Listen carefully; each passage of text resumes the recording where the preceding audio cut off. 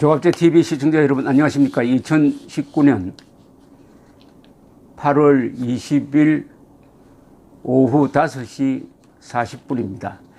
이 작금의 조국 전 민정수석 법무장관 후보자 사태는 이게 국가 운영에서 정보가 얼마나 중요하느냐, 특히 대통령에게 보고되는 정보가 얼마나 중요하느냐 하는 사실을 새삼 일깨워주면서 정보 판단 능력이 마비된 국가 지도부가 재앙을 부를 수도 있다 하는 것을 잘 가르쳐주고 있습니다. 특히 문재인 대통령은 이념적 편향성이 너무나 강해가지고 유리한 이야기, 자기 이념에 맞는 정보만 취득을 하고 거기에 거슬러는 정보는 배척하는 것이 아니냐 하는 느낌을 지울 수가 없습니다. 그러다가 보니까 국가 운영에서 크나큰 재앙을 부르고 있습니다. 김정은이가 한 번도 비핵화하겠다는 말을 한 적이 없는데 문재인 대통령은 김정은이가 비핵화의 결단을 내리고 경제 개방, 경제 개혁으로 나아갈 것이다라고 전 세계를 향해서 이야기를 했는데 결국 거짓말로 밝혀졌습니다. 그 부작용이 얼마나 심합니까? 김정은이가 핵을 포기하겠다는 것을 전제로 한 우리의 대북 정책은 완전히 헛걸음을 딛고 말았습니다. 실족을 하고 말았습니다. 그 결과로서 대한민국의 안보가 거의 치명적인 지금 타격을 받고 또 그것을 수정하지를 않고 있습니다. 이게 이념적 편향성의 폐해입니다. 보통 사람 같으면 잘못됐다고 하면 그걸 바로잡을 텐데 이념적 확신이 너무 강하면 자신이 잘못했다는 것을 인정하지 않습니다. 그러면 나라가 그 모든 피해를 뒤집어쓰게 되어 있습니다. 지금 한일 갈등도 마찬가지 아닙니까? 이것도 정보 부족이죠.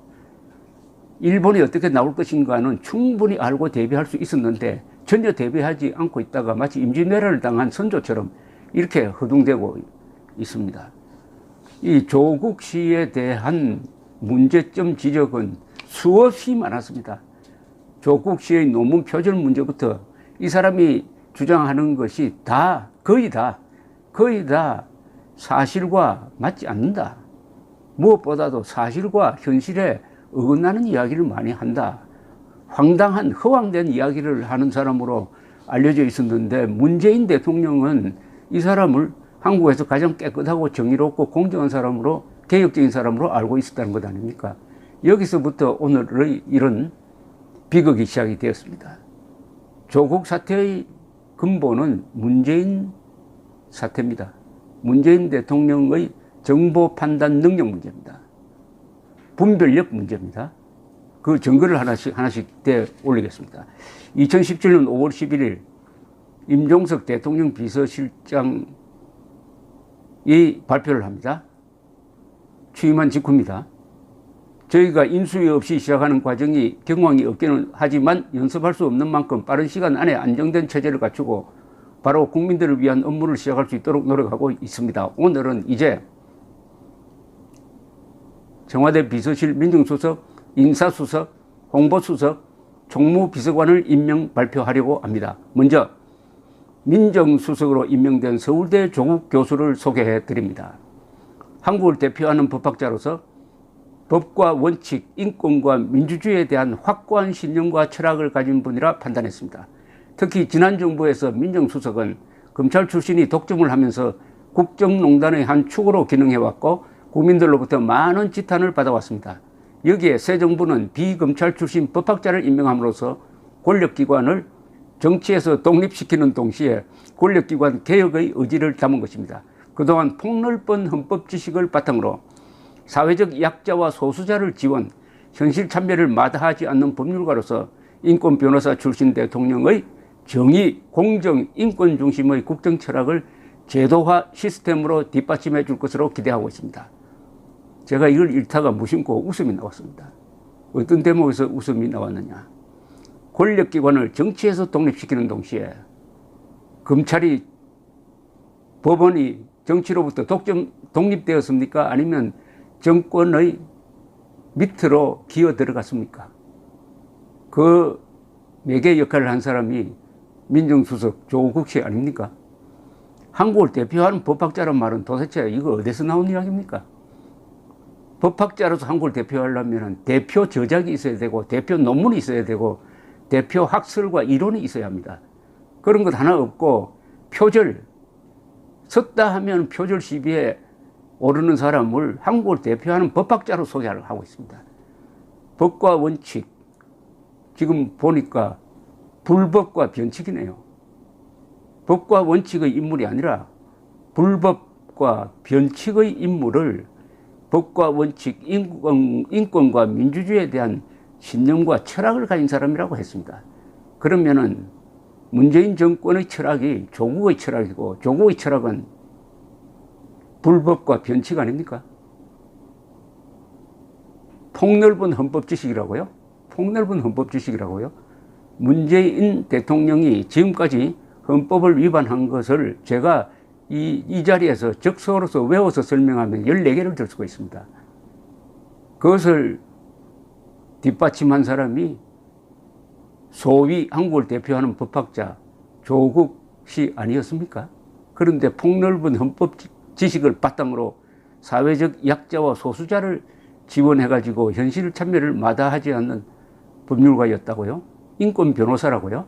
인권 변호사가 왜 북한 주민들의 인권 탄압에 대해서는 단 한마디도 하지 않고 있습니까?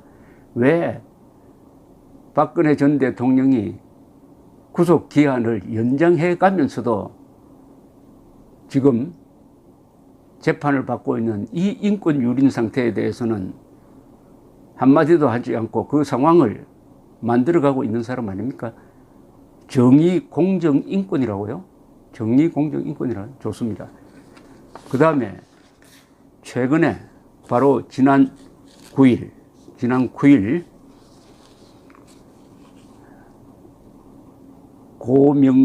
고민정 청와대 대변인이 브리핑을 하면서 법무부 장관의 조국 씨를 그 후보자로 지명하는 데 대해서 이런 설명을 또 했습니다. 조국 장관 후보자는 문재인 정부 초대 민정수석 비서관으로 임명되어 권력기관 개혁에 대한 확고한 소신과 강한 추진력을 가지고 기획조정자 역할을 성공적으로 수행하였습니다. 법학자로서 쌓아온 학문적 역량과 국민과의 원활한 소통 능력, 민정수석으로서의 업무 수행 경험을 바탕으로 법무부 장관으로 검찰개혁, 법무부 탈검찰화 등 핵심 국정과제를 마무리하고 공정하고 정의로운 헌법 질서를 확립해 나갈 것으로 기대합니다. 제가 읽어드렸지만은 머리에 남는 게 있습니까? 많이 들어본 이야기고 항상 하는 이야기, 공허한 이야기, 관념적인 이야기의 되풀이에 지나지 않습니다. 그동안에 기획조정자 역할을 했다고 하니까 즉 그동안의 적폐수사라든지 대법원을 사실상 청와대의 하부기관으로 만들어버린 상권분립 위반 행위라든지 몇 사람의 자살을 가져온 이 표적수사, 인권유린수사의 책임자였다는 이야기죠. 그러니까 적폐수사, 수많은 자유방공투사들의 눈에 피눈물이 흐르게 만든 그 수사, 적폐수사의 사실상 책임자였다는 이야기죠. 기획조정자란 말 속에 들어있는 뜻이 남의 눈에 피눈물 나게 하면 자기 눈에도 피눈물이 나는 날이 올 것이라는 것을 알았어야죠. 알았으면은 민정수석 그만두고 근신했어야죠.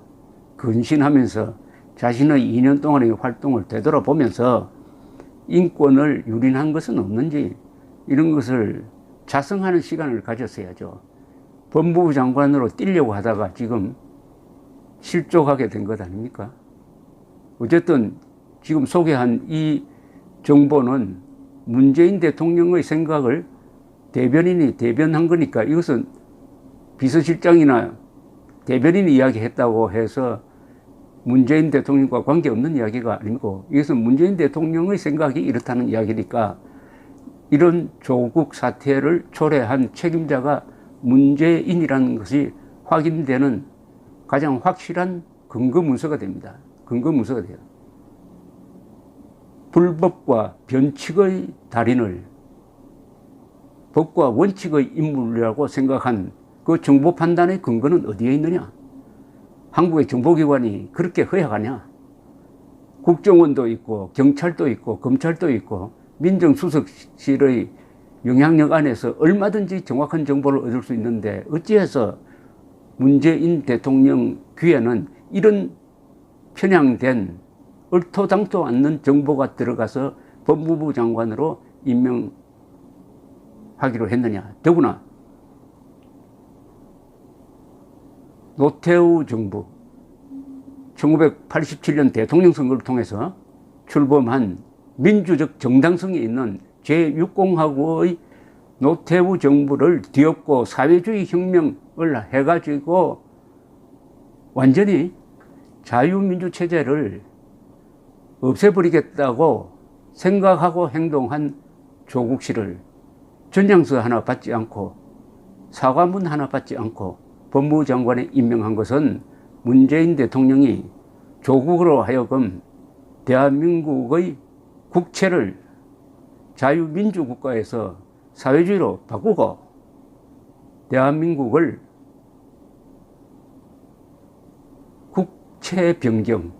국채 변경이라는 끔찍한 말이 있습니다. 국채 변경은 반역이란 말입니다. 국가 반역이란 말입니다. 국가 빌란이란 말입니다.